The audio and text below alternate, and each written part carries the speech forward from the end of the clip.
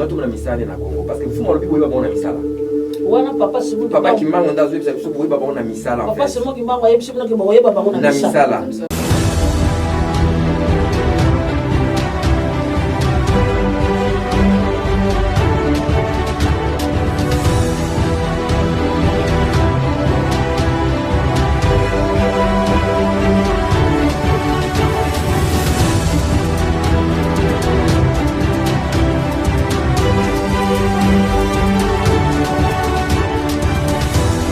Bonjour, bande balande nyonso ya 3 fois W100 TV na kati ya direction ya Yemoko Giscard. Bande balande nyonso eza likambo kokamwa o ngala ye nango lelo. Émission ya lelo eza émission moko oyo ko bouleverser monde entier parce que ndenge toza awa na kati ya poto na mikili ya poto. Bana mibale bande ko na biso moko mibale Papa Simon Kimbangu abimela kibango. Alors na ndenge Papa Simon Kimbangu abimela kibango bino moko yoka o bango baye nango lelo mituna ezali yanga et ya ezali ya bango. Sans plus tarder nazana ba inviter nga awa na kata plateau ya 100 TV. Bo s'abonner massivement. Eza chaîne moko ya munene comme bo mesano place no sobozali bo landaka biso bo s'abonner bo partageaka.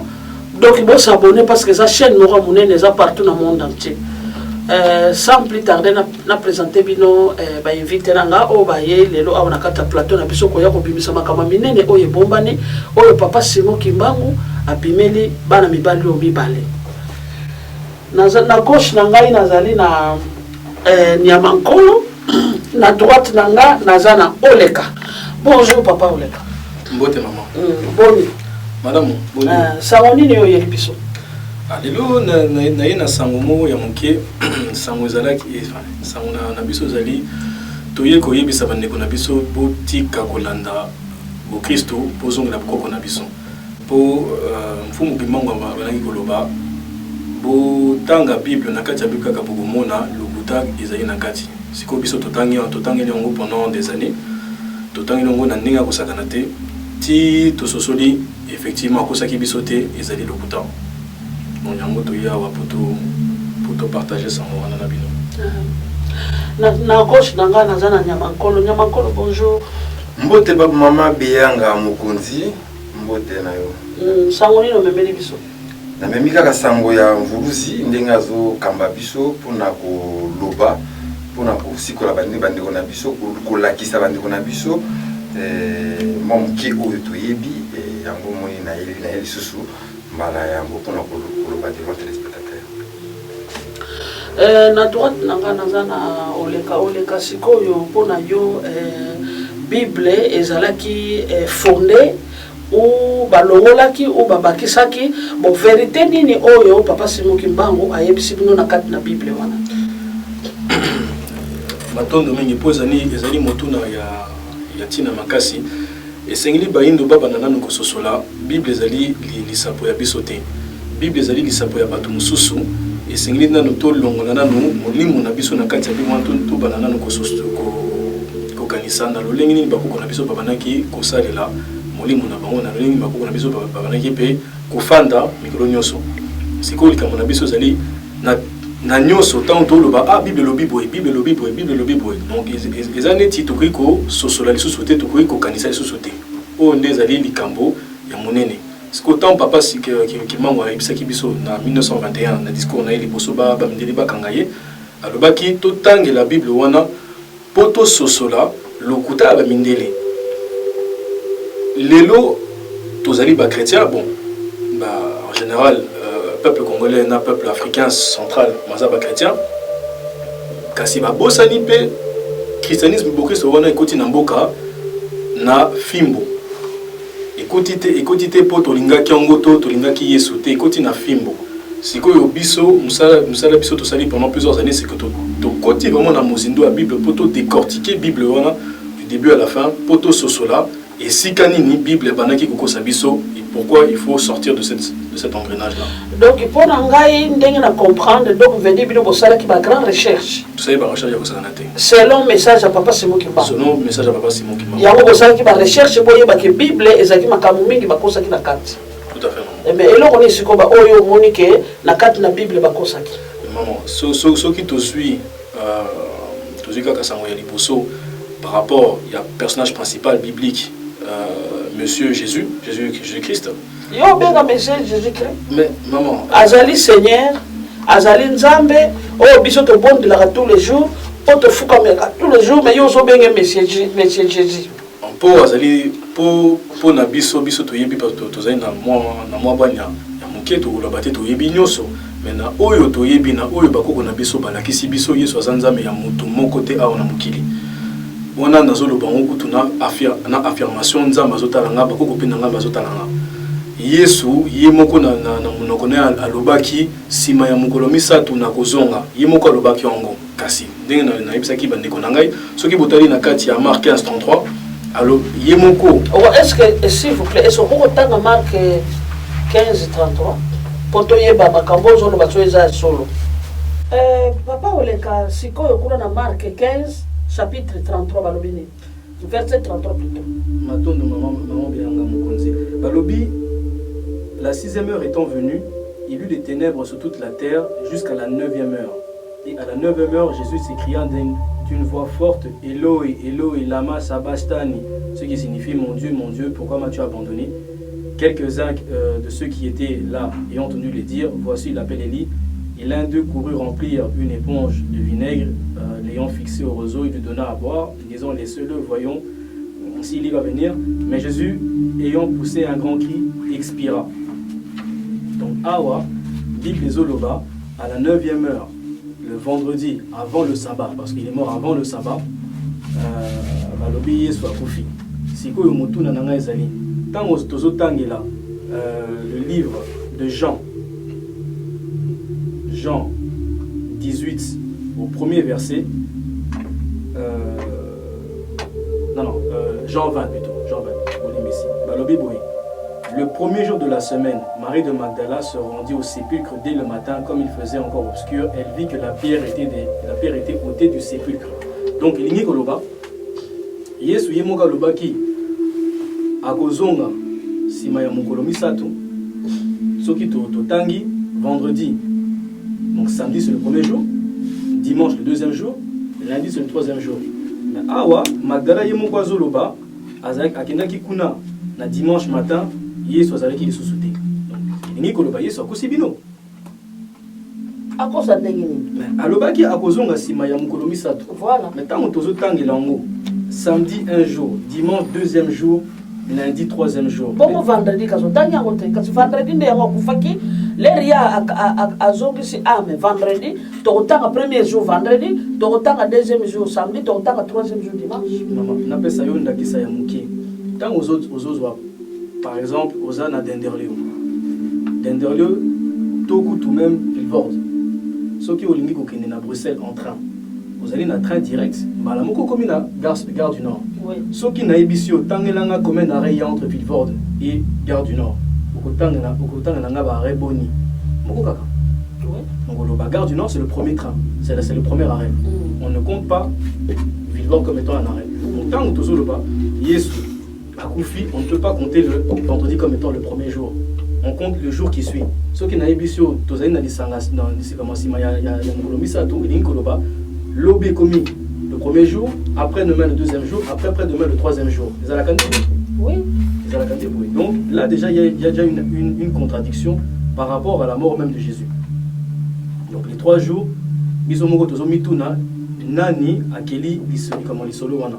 Lisola Jésus. On a eu aussi que Lisola Jésus va créer yango. Donc Jésus n'a jamais existé. Jésus n'a jamais existé. Galates 24 précise bien que Magamonio Sowana est allégorique. Allégorique. Ils sont allégoriques. Ceux qui totangeli yango, totali na Galates. Donc ceux qui totali na Galates 4. Balobi. Car il est écrit qu'Abraham eut 2 fils. Un de la femme d'esclave, un de la femme libre. Donc, Bazo Betalisapo, il y a Agar, Nassara. Maman Sarah. Siko Balobi 23. Mais celui de l'esclave naquit selon la chair, et celui de la femme libre naquit en vertu de la promesse. 24 Siko Balobi Boué. Ces choses sont allégoriques, car ces femmes sont 2 alliances, l'une du mont Sinaï enfant pour la servitude, c'est Agar. Donc, awa bango moko balobi, c'est allégorique au passage 24. Lingi koloba, ce qui est côté na katia français, ça veut dire que c'est une fiction, c'est une science. C'est une invention, c'est une histoire inventée. Donc, ce qui Isaac atikala kozalate, lingi koloba, Jacob atikala kozalate. Ce qui Jacob atikala kozalate, lingi koloba pe, a 12 tribus pe etikala kozalate. Ce qui va 12 tribus et comment etikala kozalate, lingi koloba pe que Judas moi na Jacob atikala kozalate. Ça veut dire que la lignée de Jésus s'éteint automatiquement. Donc, bon, dis-moi, la biso nengeni ni Bible o yozo loba clairement, généalogie à Jésus izali lokuta, la biso tozo kanamaka kana Yesu azalaki. Comment mi wana? Mais bandime be na kata monde entier, soko yebisi bango makambo yo, otangi pe na kata ba verset biblique, po yo za ko référer kaka na message à papa sino ki mbangu ndenga yebisa ki bloke boke no tanga Bible, boko kanga lokuta na bango. Yango wana siko zo loba que Jésus n'a jamais existé. Jésus n'a jamais existé. Donc ezaki histoire moko abori. Ezali totalement allégorique. Ata soki na dimoli bino comment kose que ça naie beaucoup mona ça toyebi kutute sika lisapo wana euti. Soki to bali. Donc pona yo Jésus eza momoko donc ba inventaki bango ba inventer na bango nka boy. Ba keli ngo po ezali ndenge na naibisa kan ndeko na ngai comment nganzeli. Te ne pas comment nganzeli po nyamankolo ya yibi yango. Eba nganzeli ndeko na mususu le tene ko ndenge na yibisa na tango nyoso. Basala biso eloko biso to bengaka coup d'état spirituel. Les coups d'état spirituel coup d'état spirituel dans ce sens. Dans le sens dans quel sens? Dans le sens que tant ou ba memeli biso nzambe, soki boyoki discours maloba ya mokonzi Léopold, ye moko alobaki toye côté ya bango nzambe te po ba yebi nzambe. Donc, ilingi koloba yebeli ningi koloba biso toye baki nzambe banda kala. Siko soki bango moko wana roi Léopold, roi de Belge, mutalobaki toye côté ya bango nzambe te po ba yebi nzambe. Siko nzambe wana bango ba yebi nde papa simo ki bango. Tant tolobaka nzambe biso tolobaka kama papa Simon Kimbangu ya azali ntu mwana biso azali mutu oyo nzambe atindeli biso po afungola biso bwanya po tobanaki kolala pendant plus de 500 ans banda esclavage na ba portugais et tout cela yango gomona ti lelo tolobaka poto en fait uti pa poto lokezo donc ti lelo tolobaka poto po et uti pa ba portugais bazako benga na kena putu exactement voilà donc comment basala biso coup d'état spirituel na ndenge nini balongoli biso bwana na biso balongoli biso likanisi na biso balongoli biso pe ezalini na biso po ba remplacer ngo ba bongolongo ba kotisa biso Yesu na kati na biso nzoka eloko pe sengeli pe ba pasta pe ba na komituna ba mituna nanu comment se fait-il qu'il y a eu quand même 400 millions de noirs tués jetés dans les mers au nom d'un Jésus biso lelo tozo sambela Yesu wana tozo fingisa bakoko na biso tozo franchement il faut être sérieux à un moment donné. Ceux qui m'ont abonné, maman n'a pas eu ça, mais été. Jamais. Là, nous avons 400 000 personnes et bazo ça mais Jésus. Mais biso, tant on va portugais bailler na mboka na biso, basa la traite négrière, na bandibu na banini. Bandibu ceux qui otali na comme on a beaucoup na bango na courant, ba voyez ça clairement Allah ali négrophobe, alingaka batu moindu te. Ce qui est comme autant il peut article juif dans le truc de Rabat, bango peut communiquer clairement balingaka ba indouté. Bible wana ba juif ba communiquer balingaka ba to indouté. Ba lobi ngo na kopesa kutu ba livre sika bazone di balongo livre yango yo pour ceux qui veulent chercher le livre Midrash Rabat. Ya liboso Bereshit Rabat yami balé.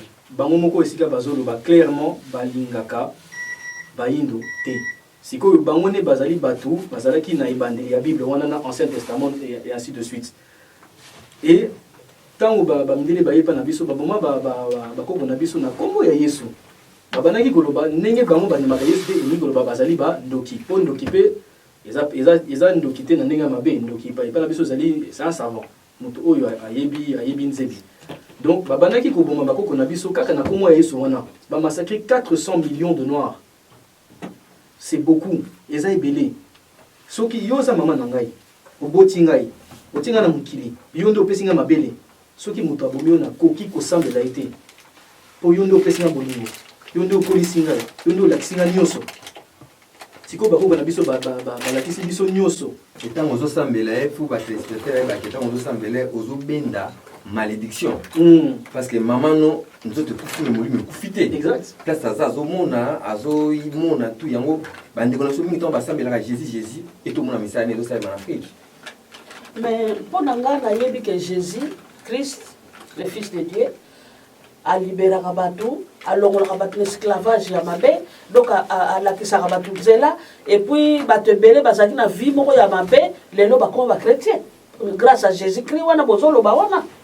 Non, omoni autodélivrance ya na motu nyonso akozala fandi alinga tikane masanga alinga tikane kindumba volonté ne moko atiki nango mais siko luka kelaka église ebimi ke jésus mutu asali atikame ye moko déjà consciemment na ye iselingaki aye na volonté ja otika ngo parce que kokende mpe église ebelinga na ye bakenda église wana batika ngo mpe kindumba te batika lokuta te batika parce que volontairement ana besoin otika ngo te en fait. Donc yango eza te ke jésus mutu alibéraka mutu to jésus mutu abikisaka mutu to jésus mutu abalisaka mutu non parce que nzambe ayebi ke na ntan boye mama beyanga akoli na tamboui fa bala parce que il est déjà à planifier déjà nyonso na bébé ne ba comment ko briska ngo au mona moi si comportement ça bien té moi si aïbna mambo belé bien té mais azo singa kaka bala na bala autant boy ah maman mais ozo ngo bala mais ta non comportement na yo ezo singa nan ki o arranger makambe belé pour bala mais le cas ko be église ngo comment ceux qui va balisa ka tes église maudit ba comment ko balisa balisa akozaka ah pas bobalana et yango mtu ezosala bongo en fait. Donc so tali Jésus wana a sauvaka te parce que ceux qui a ko sauver tuna to na misala na Congo parce que fuma lobi boyeba bona misala wana papa simu papa ki mango ndazo biso biso boyeba bona misala en fait papa simu ki mango yebi simu ki boyeba bona misala ezate ke mutabimi na mutu ake église aloba komba Jésus butu moyi yo kotala ba prière na été kotala ba mbutu yo tala siko misala na ye na misala siko koyeba kete aza ya mfumu te to aza ya mfumu parce que tout na mona yango même na ba Congo to somona qui ça soit ba président de la République qui ça soit ba tebele bazo la station qui va sambelaka ba tebele to mona ngo mais en réalité to ko mona misala ozo sale mais c'est autre chose et pas ba chrétien et pas ba pasteur et pas ba nini donc misala et ko salema to ko mona en fait y on est non ba que Jésus asala biso te Jésus asalaka bato bamemela biso ntango bandeko nanga bainvokaka ntango bandeko nanga bapriaka kombo wana puissance mpe lokumu nyonso mpe récite nyonso esongela bato bamemela biso yango mona bandeko nanga chaque fois bokende ya dimanche bozosambela bozomona mpasi ezobakisamaka kaka bozozongisa lokumu mpe bozopesa nguya epa bato bamemela biso mpona tokomona boumbu mpe na pasi yo yango mvuluzi alobi ke bokata parce que moni mvuluzi alobaki na même na landaki nani ndeko nanga oleka alobaki yango na 1921 que mvuluzi abeleka babana na ye et bana tant toye na poto toye koyekola en fait toye koyekola toye comprendre makambo ebele que o esali que mutu fa vivre mutu fo a se retrouver mutu fo azala na kimia mutu fo exprimer ezala na kimia ezala na justice ezala na paix et biloko wana mpona est arrivé ezala ba prière te ezala kotrama solution ya babiloko tu ezosala ke pourquoi nzala na Congo pourquoi pasi na Congo pourquoi insécurité ya bakuluna pourquoi et là-bas pourquoi na tout il y a la solution parce que so tali souffrance ya bakuluna ya bapasi mamutu ezoleka na Congo wana eza manque peut-être ya ba misala manque ya ba emploi parce que les gens sont se retrouver dans l'emploi, même si on a la criminalité. Mais thème bâti on a mis tout que Jésus a causé là. Qui mobimba Congo mobimba c'est là que Jésus n'a causé là biso à ton la route, à ton la nzela, à ton la biso biloko tout à c'est là bon c'est son mboka. OK. Normalement ça la raté en fait. OK ça qui système ba memela qui biso pour tout stagner, tous à la sur place. Mais tandis qu'il y a bon Nzambe, mais Nzambe ils ont avancé. Toujours la technologie a avancé, toujours la les eaux bouger, parce que même l'univers bouge, mouvement. Mais bien surtout, télémis se place dans Jésus. Il y a un monté ma vie continue dans le Congo, il y a un passé continue dans le Congo, il y a un commis jalousie, mais thème ma vie dans le parce qu'il y a mis ça à Jésus. Il y a mis ça là. na kimbangu bolingo okomona bolingo mibeko misala ça mvuluzi kimbangu mais ce que na oya Jésus osomona bolingo eza te mibeko ya bien te misala ezomona na te na côté à Jésus. Donc pour na yo kaka so bato bazo sambela Jésus des jours, des années bazo souffrir quand bazo vivre quand ba souffrance parce que ça na kata ignorance parce que sotali donc pour na yo Jésus eza comme moko ya ignorance eza omoni tango baka satana nzambe eza connaissance na ignorance parce que même dans la nature tout le monde a équilibre tout le monde a code binaire tout le monde a plutôt eza moins eza tout le monde a le côté eza vérité eza tout le monde a bilobana tout mibale ezali donc pas si écoutez ya yo pona oyeba pour éviter souffrance okoma bien donc yango zo mona ke babiloko wana tout oyo bandeko naso bazo sambela bako invoka ka ba Jésus bako sambela to mona misala na bango misala mona kati ya Congo en fait donc Jésus ça la raté bandeko na bayebaka ya zo sala dans les négations ah c'est la biso dans les négations mais ah c'est la batu ba mele biso kombwana dans le positivité yango zo mona ke batu ba mele so kombwana bako réussir bako avancer par ignorance na biso bazo sala ba voiture bazo inventer ba matière na biso voilà. Mais tandis que biso moko ba africain to yebi ko créer voilà ok Dieu nzambe ou bien nzambe c'est la connaissance ou bien la satana c'est l'ignorance parce que na tout au monde ngo ceux qui attendent mwinda olongoli fille mo connaître au monde mwinda kufa ceux qui olongoli phase au monde ko faut tout ça so mi balé pour les pays là donc pour tout y pas que il fallait que le kuta au monde la même ce qu'on a etunga biso dans l'avenir tout y va valeur ya mboka wana tout y va valeur ya richesse na biso les apambaté fallait tout y va vous êtes oyebi butu oyebi pe moi hein to yebi li felo pour ne ba valeur ya paradis donc yango fallait tout y va biloko wana et voilà na moto nange ezali kaka po bino bolobi ke bible eza eloko moko bafonda yango kaka bango moko bamindele mpo bakamata peuple africain bazala kaka lokwa neti ondire mobilize esika moko donc moto asala eloko te banda ntongo ti butu azalaka jésus azwaka ide ya koinvente te azwaka mpe ide ya kosala ata bouchon apamba te kofabrike ata molangi apambo ya nini ya plastique ou kofabrike voiture et pourtant mais ngana mona en Afrique okomona mwana jeune elenge a fabriquer voiture pas autant bosango na esprit kimbango ngwana esprit créativité en fait ah donc wana de esprit ya papa Simon Kimbango azola sabino ke boza ba créateur boza ba inventeur na pesu no matière wana pona bo inventaka bo créer siko moyini lokola ba pimela ki yango na mabia salaki yesiko akitaki na kanda pona abotola biso matière pour na y a inventé pour na contrôler biso la matière na biso pour na yo moyini ona na satana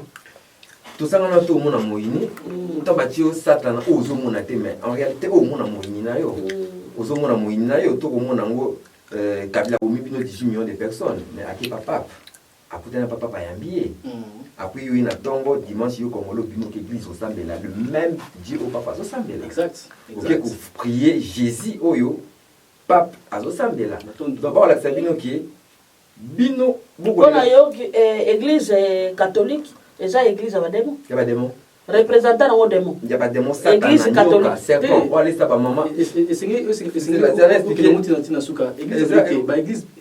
église nyoso omoni to ba nyoka wana ya ba code to ba nyoka balesi mama nyoka parce que maman za mai église catholique ai akosi ba maman na biso aisi bon ki nzelo nzambe nzela libiki pona bana bino parce que avec maman abotaka ngunza maman abotaka roi maman abotaka mfumu maman abotaka sauveur soki maman baby maman ko éduquer mwana na nzela balakisi ya Jésus pona maman pona mwana na pe abunga et mwana na soki azan esprit en mfumu ya puissant akotelema maman na lokal basi ba baby c'est aobenga mwana na ndoki bengana mwana na balabala mwana na awakoma shegi yango siko esprit en fumu pe na kanda bana bakumba kuna na Kongo bakukata machete bakubuma parce que binomo besoin invoquer satana besoin invoquer diable oyo bango bazana bango bongo te bana na bazana bango bongo te donc en fait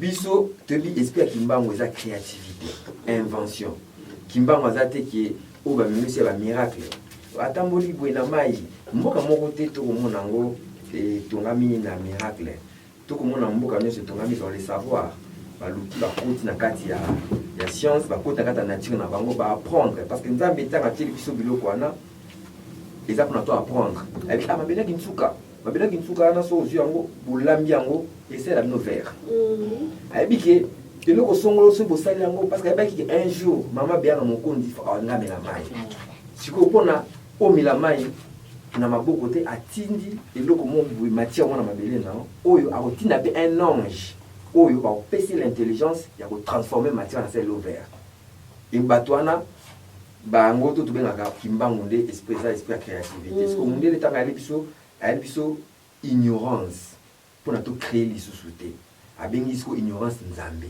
oyo babengi Jésus oyo babengi Moïse oyo babengi oyo tout lié na bango yango mwana mpe batie kombo na liboso Paul Matondo donc batie déjà kale na oyo etali bakoko nao donc yango na engaka na loba Jésus eza ignorance banzambe na bango eza ignorance tozongela kimbangu mpo aza connaissance mpona tocrée plutôt inventaire ntango na biso donc mpona yo papa Simon Kimbangu aza na kanda yango wana rien ne marche au Congo rien qui va au Congo parce que papa Simon Kimbangu aza na kanda papa Simon aza na kanda parce que bopesi mu Congo beaucoup invoquer diable en fait voilà tout ressemble la diable et misala pas diable na Congo et kosalema donc soki mpona yo conseil nini okopesa na peuple africain parce que papa Simon Kimbangu selon histoire selon makambo oyo avivaki nango asalaki 30 ans de prison asali 30 ans na prison bazobeta ye chaque jour 250 fouets et puis après 30 ans abimaki na prison mpe moto abimisaki ye te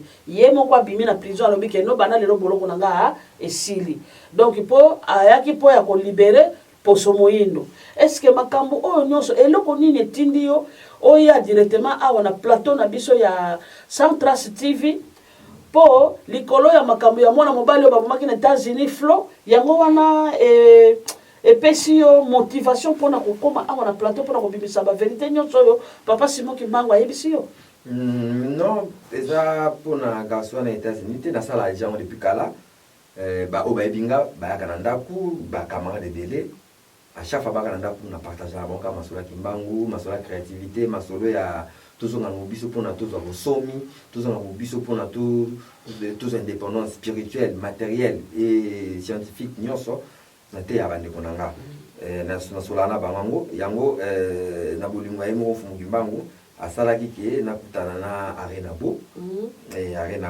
ayebi ayebaki président ya Centras TV asalaki contact papa Giscard d'Estaing merci na ndenge ozongisi nga asalaki akutanisaka na papa Giscard d'Estaing nakutana papa Giscard d'Estaing yango moni nasengaki na bandoleka tilo na komoleka parce que Kimbangu talingaki esalimaka bongo papa Simon Kimbangu talingaki parce que papa Giscard d'Estaing mpe azalaka awa te papa Giscard azalaka mosika mais nzambe batindi kaka pembeni na nga po oya koexplike mako papa Simon Kimbangu azalebisa yo bon yango nayebisaki eza par hasard te makambo nyonso hasard eyalaka te ke motu mo ozalaki quelque part mais oye quelque part donc ezalaki hasard te yango moni nakoma koleka papa oleka sikoyo mpona yo oyo nyonso ndeko akuti koloba sikoyo na biso omoni yango ndeni likanisi nini oyo oza nango mpona kobakisa mpona makambo nyonso oyo ekuti koloba pa ya papa Nyamakolo maman beyanga nakanisi ndeko nanga alobi nyonso nazalaki na motema nanga po parce que soki natali papa oleka natali papa Nyamakolo donc bino nyonso bozaka na kati esprit ya papa Simon Kimbangu donc aza incarné bino po bobimisa vérité na monde entier oyo bato nyonso bayebi nanu te oyo bato nyonso baza na kati ya ignorance mais ngai nayebi ke nandimelaka na nga Jésus-Christ de Nazareth le fils de Dieu nayebi ke nasambelaka jour et nuit mais le problème aneke donc bino mibale boza nanu na kati ya incarnation ya papa Simon Kimbangu parce que azoya kolobela bino makambo oyo talisa bafrike ke tala pasi na biso eza boye papa Simon Kimbangu alobi boye papa Simon Kimbangu alobi boye papa Simon Kimbangu alobi boye pona makambo ya Yesu likambo ezali kaka balandi na biso bandimaka Yesu kasi bakontrole kutu te eloko nini Bible ezoloba mais mpona yo sikoyo nga nandimaka yesu naza na ignorance. Oza na kati ya ignorance totale, oza na kati na ignorance. Donc ntango osambelaka ignorance en fait. Ntango obengaka Jésus, opesaka oinvokaka ke maleya na mboka na yo bien ezongela bato bamemona komba Jésus.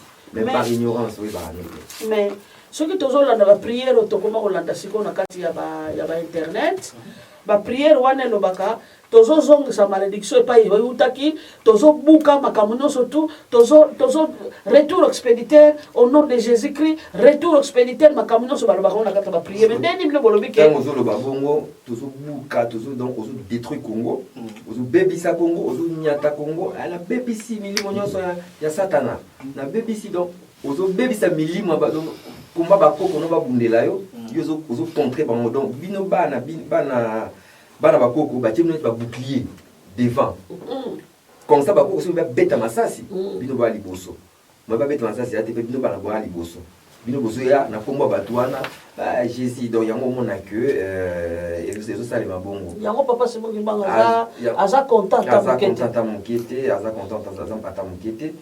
Et voilà, donc c'est ça les problèmes pour Nabiso, parce que faut que ba eloko moko ba kombo moni eloko mingi ba congolais ba raté to milo ba susu to pa su ba kombo te to pa su te, parce que kombo c'est la signification yo ba biso kaka Dieu azanza mon dimino peka ba biso kaka Jésus a sauveur on dimino peka, vous se posez même pas question que oui aza sauveur, bon aza sauveur, pas de problème, parce qu'on entend sauveur on na mi ça net on entend là vraiment s'il est sauveur dans nos cas yeba ça lui était à sauver. Maintenant nous nazomona bongote, nazomona azo sauver Congote, nazomona azo sauver ni mutu moko te, parce que bat mususu au monde a un prophète, il y a l'église à Binzambi, on a un prophète, na tuna tata mongo, est-ce que bi comme prophète c'est l'obigné, parce qu'un prophète ayaka kubik sa mutu tena tuna na l'église na bino, on a un prophète, maman menzamba la l'église un prophète ayaka pour la nation, pour toute une nation. Mais pas biso ba prophète ba koma koya pour l'individu. Ayi pour na maman moko boye wana ba prophète ya binzambe ba mebiso. Yango to mona ezo avancer parce que to ba ba mo tango bi prophète, ça prophète ezaka nini? Tango Dieu yango uti wapi Jésus et uti wapi to ka kosa quand même ba recherche. Au mona que Dieu wana azane Satan. Jésus wana azane Satan pour na bino. Mais pour la bataille même là dans Zambie, parce que y a un si tellement tout tika tout bunga ba mot tout ndimaka même la politique. Au moins on doit bien président parce que on est biso président, OK on peut pas monter le président. Mais et pas na yo au moins qui mutanga ça donc ça qui présidenté. Mais pas monter a ça là qui président. Yo zongela ngunza senga ba senga bankumu bazalaki bankumba na osala pona mboka bankumu banfumba na osala pona mboka bankolo banosala pona mboka bangunza banosala pona mboka mais tout le ba député ça va ça pona mboka bon bazuza bakanyeke mais na lobi balobaka pe mwana nsemi azali soki ngunza, est-ce que c'est vrai mwana nsemi aza ngunza te wana na koki kokota na débat wana te parce que na yebi vraiment na fanda na été en fait na fanda na été na yebi makambu na été na monaka na musika na internet ponga na yebi ke na der tozokola nani bangunza bazalaka ebere par rapport ya ba binzamizambe comme sikoyo. Voilà. OK, sur tali binzamizambe eza but mais eza projet. Je me rappelle Mobutu tango ayaka autaka Mao autaka Chine ayaka lobaka kaba retour à l'authenticité où l'église catholique est changée comme un recours au lieu de retour tout le monde a l'église et yaka ebele aux États-Unis ba pasteur et na bande ba bele aux États-Unis ba campagne d'évangélisation et comme partout dans Congo dans la Kin dans la région dans la Kisangani dans la Kinwana voire même nga dans la mona muke au mona boké na bato ba Bikin na terrain à Bondo au mona bâti écran un mot qui n'est pas VV santé, qui est un film avec Jésus, donc ils ont qui pona ba étouffer le message à mon bout en fait. Pas étouffer le message à mon bout. Message à mon bout. Ba étouffer ngo, mais c'est comme belle la campagne parce que avec ceux qui mon bout bozongi kat na bino, bozongi création, oui ba valeur en matière na bino, bozongi li nzela na bino oyo bozaka ba dirigeant mon client en fait. parce que totali signe il y a paix dans le monde dans la paix c'est pas moto moindo lelo ndela ye azui pour na diriger mon kilomètre tout moni biso tout au guerre na Irak guerre par-ci par-là na Congo kuna peut-être la raté partout parce que moi il nous diriger parce qu'on a signé la paix dans le monde dans la paix et si les abaïza bana et pas bana vuluzi bana kimbango oyo balingaka mututu angani race nyonso azam ta signé la paix asekisaka mututu et ça c'est bana kimbango en fait yango mona na lobaki ke misala ya Jésus na Congo ekomi na suka ba pasteur wana ba komi na suka parce que ba okoka pété corona ko tese isuki se bango corona babana ki koloba ono biso tozali na bokasi wana ya kubiki za bato corona isuki se bango voilà tout mona ba Marcelo te tout mona ba Mukuna te na mutu moko te na bolimbisi na kato te corona mo la kisike tozana a besoin de 250 000 églises te tozana besoin 500 000 50 000 pasteurs te tozana besoin de centre de formation tozana besoin scientifique basa musana bango parce que nzamba kosala nzamba kobiki so mutu beli maladi ozuki to songolo pakala na lokolo kisi na ngeza nzamba tila office na nature eza teke mutu atelemi asoki na ba prière na bango na ubika non na nature eza na science na kata na nature eza na technologie na kata na nature eza na makambo tu o nzamba parce que nzamba koza teke apesa bino atwa bino bana na ye apia bino mabele na matière auto donc apesa no connaissance te apesa ba kona so connaissance moyininda ki kolongola biso connaissance wana benga kindoki voilà c'est la sorcellerie à partir à église binzambe on peut mbuta banga révéler le kwana église ya ka tout fait yango même si les lopé bazo sala ngo kaka parce na ba pasteur belé na ba TV na ba YouTube bazo le baké quoi tous les non tout moi koya ba koza chrétien osambela makasi akozala donc pona ba étouffer kaka message ya kimbangu okay tout monde ozala chrétien te akotelemela christianisme na ndenga mokete akolinga kutu mama christianisme te akoboya christianisme aolinga bandeko bazonga na spiritualité boko pona to inventer pour to créer mais bango au mona message na bango ozala chrétien écoute bosambela makasi pona mais donc tout continue kaka na souffrance en fait tout continue kaka na monde ya ignorance en fait ok kimbango a connaissance yango mona preuve on est que dans le monde entier matière nyonso mutiliza mabela kimbango matière tout et mukili mubimba bayinaka yo parce que koza mona nzambe yo nde mutu zonga na mbende na ya bukunzi nzamba pesa yo pour nous diriger bango mais tant que yo ozolanda bango ozomona bango abango baza danser mundele danser ngai sabande kona musutanga ba mundele danser ngabino so mundele danser c'est que omi éviter c'est que socialité mundele azomono danser mundele danser oye comme danser les GSM obi mais ndeko na yo sa GSM so ba l'action ma yele ya ko sa GSM ou sa GSM non to que ce que tangeli kutu buku wana les 5 plus grandes inventions du monde c'est un livre américain ba ko l'action aussi ka umona muindo akeli GSM muindo akeli muindo akeli appareil photo non nyoso biso ni tokeli yango sikoyo non mundele alaksi biso eloko te tina nzambe alaksi biso eloko te toyeba ke ngoza kaka to bosani lisapo na biso esengi kaka to banana nuko koluka lisapo na biso moko likambo papa oleka lobi ndela alaksi biso eloko moko te ndele siko ya sala ndenge nini soki connaissance moko moindo abimi akopublie yango na kombo ya ndeko ne mundele ke connaissance oyo eza nani mutu mundele mo mutasalaki yango me babilo tutomonaka otomona mona batiaka bakomba mindele ndenge mpe na religion na biso na ba religion tozomona batiaka kaka mundele donc ok en réalité bango bayebi ke ti mokilo eza tout ce qui est création bapareil nyonso esalemi bamituka science tout bango mo bayebi ke mayele wana euti na afrique place mathématique et bandaka, place technologie et bandaka, place ingénierie et bandaka, place science et bandaka. Papa Oleka, nani pona ngai Jésus-Christ est Seigneur et Sauveur. Mais pona bino aza poster. Aza invention moko ba inventer kaka boye. Donc ba yeli biso en Afrique poto za la kaka ndenge wana ndenge na lobaki na tour à liboso. Donc Voilà quoi. Donc, ce que yo ozala et là, autant que ça biso Bible, on a que ça biso pe, oh yo zolo baso que ça n'a prouvé la cata Bible.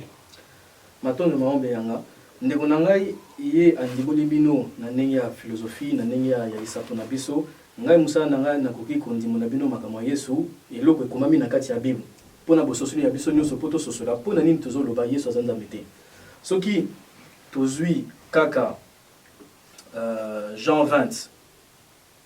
Jean 20. Jean chapitre 20. Jean chapitre 20. Balobi boui. Balobi, le premier jour de la semaine, Marie de Magdala se rendit au sépulcre dès le matin, comme il faisait encore obscur. Elle vit que la pierre était déjà ôtée et tout cela. Donc ça, c'est dans le livre de Jean 20. Jean 20, verset... Jean 20, verset 1. Ah, Jean 21, hein? Oui, Jean 21. Okay. Donc, toyebi pe makamwana pe Marie na Marie de Magdala, bayaki pe pour ensevelir Jésus. Ensevelir Jésus, embaumer ye. Yango nde temps bayaki na ikunda na ye bamonaki nzoto na ezalaki lisusu te. Bamosusu pe bazoloba bamonaki mbasi mon boye, donc angelo mon boye akitaki po ayebisa bango Yesu asekwe na ye. Donc oyo, c'est le passage où justement on voit que la personne même qui a écrit ce passage-là ne connaît même pas encore bien les lois même juives. Pour l'année tozo le bango po, soki liboso kutu na pe sabino kutu eyano esengeli nanu biso moko nanu to mekana no kokanisa. Ezali neti mutu akufi lelo. To kundie lelo na pourquoi? Lobi azali nanu na kati ya mabele. Le jour qui suit, on le retire de la terre pour t'embaumer. C'est ça que la Bible veut nous dire ici à Jean 21. Donc, basi baye le dimanche, azalaki na sépulcre na ye. Balingaki ba longolaye pour l'embaumer. Rien que là, on voit qu'il y a déjà une incohérence incroyable. Parce que le livre de Nombre 19.1, Nombre 19.1,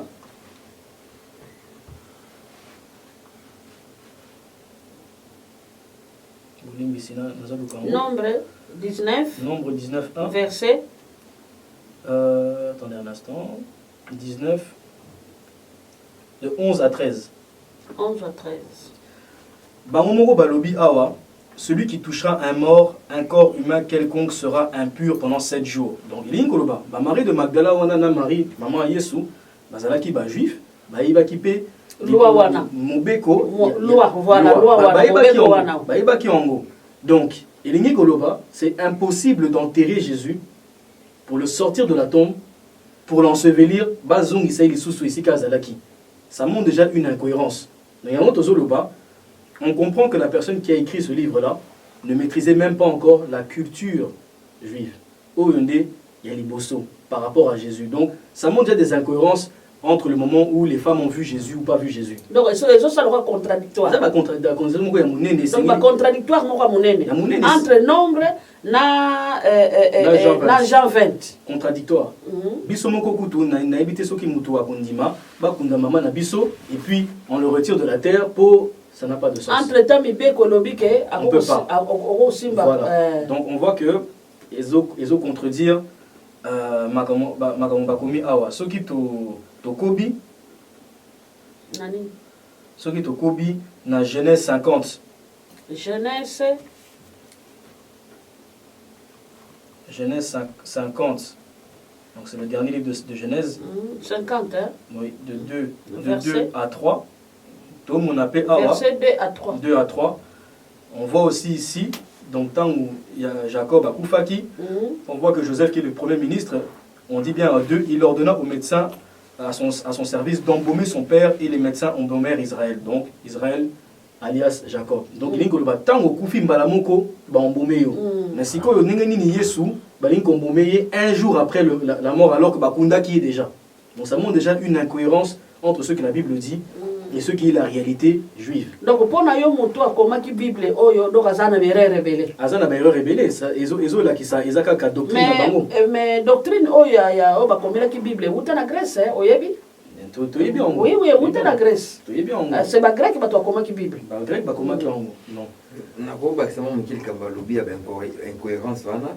Même sur la Genèse baloba côté Dieu créa la terre et l'eau. L'eau. Il y a dans combien de jours? Il sépara les eaux de la mer.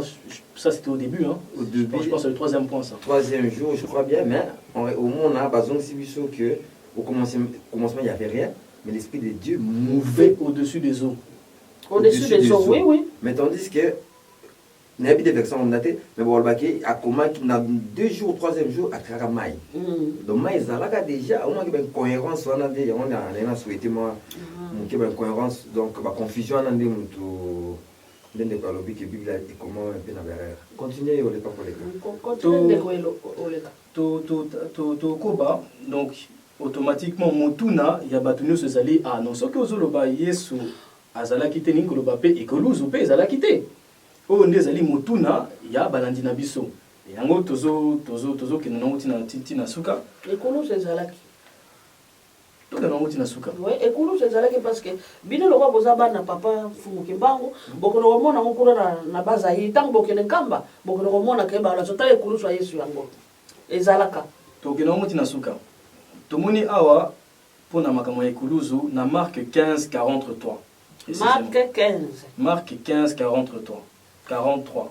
15, verset Marc 43. 15:43. Balobi boye balobi, arrivé Joseph d'Arimathée, conseiller de distinction qui lui-même attendait aussi le royaume de Dieu, il osa se rendre vers Pilate pour demander le corps de Jésus. Donc ça c'est temps où bataki Yesu na ikuluzu Joseph ayaki kosenga nzoto ya Yesu. Et c'est là où justement tozoloba tango bozo tango moboye zaka kapo ezomona na bato bayebi na lisapo ya baromante. Ya liboso Bible ezoloba clairement Pilate azalaki mutu moko ya matata makasi.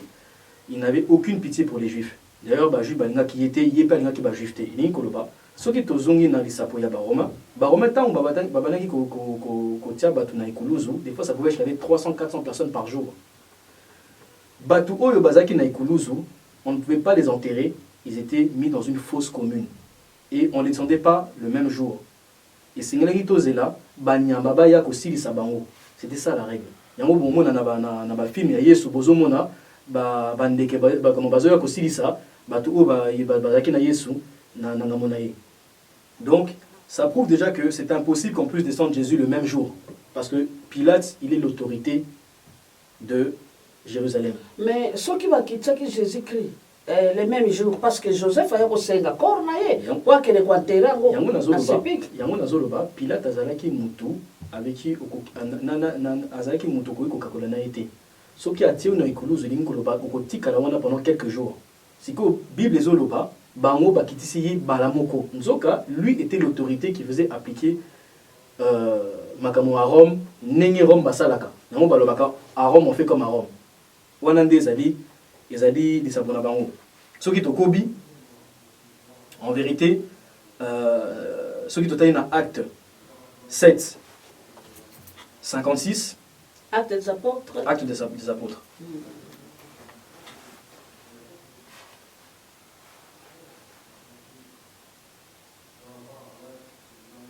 Oui. Où dit ça? Acte des apôtres 7. 56. Hein? Verset 556. Attends, je te donne le verset exact. Okay. C'est Acte 7, 56.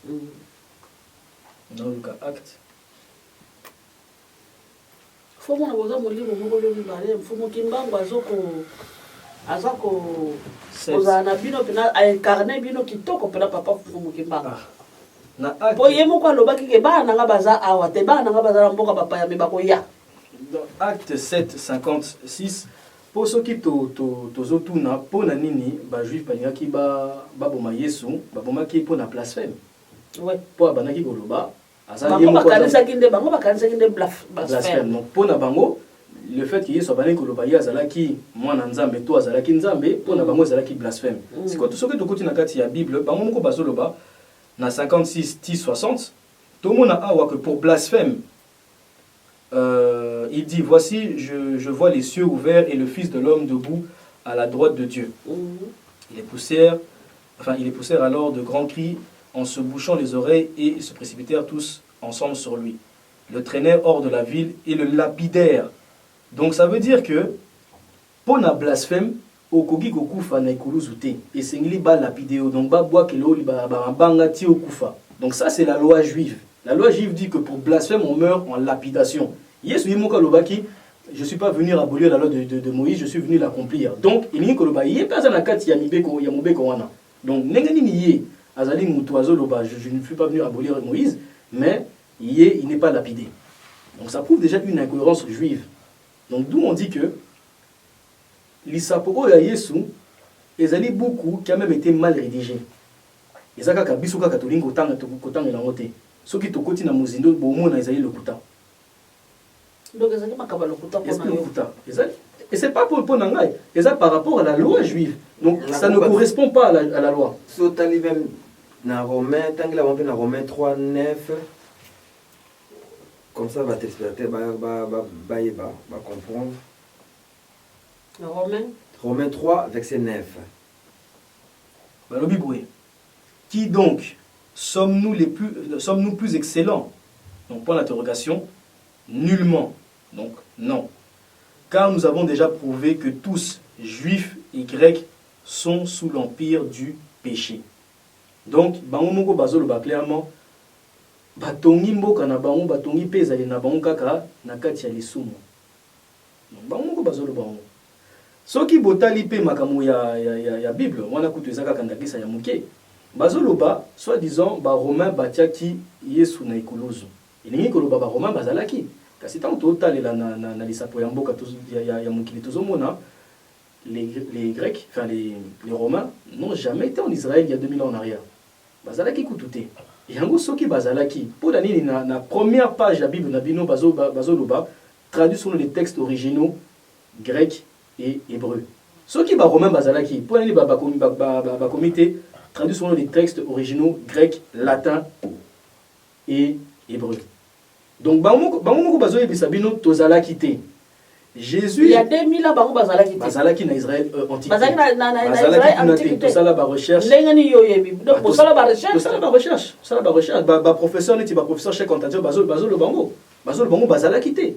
Ba professeur kou vipé bazolo bango. Bazala quitté, ba professeur comment ça va encore Kalala ou Moutende Kalala bazolo bango ki bazala ki kunate ezaka kabiso kaka tolingi kondima ngote po bakotisa biso Yesu wana na kati ya makila na biso musiko poto longolango ekomi pasi mingi bakangami nango parce que bayebi so que soki ondimite okeli felo siko na kobangi wana mutu nyonso mutu motanga akende place moko bazosika pour l'éternité siko kobanga wana nde mutu ekangi bandeko na biso amona soki te aboyi kondima Jésus to abengi Jésus kaza ndoki li felo éternel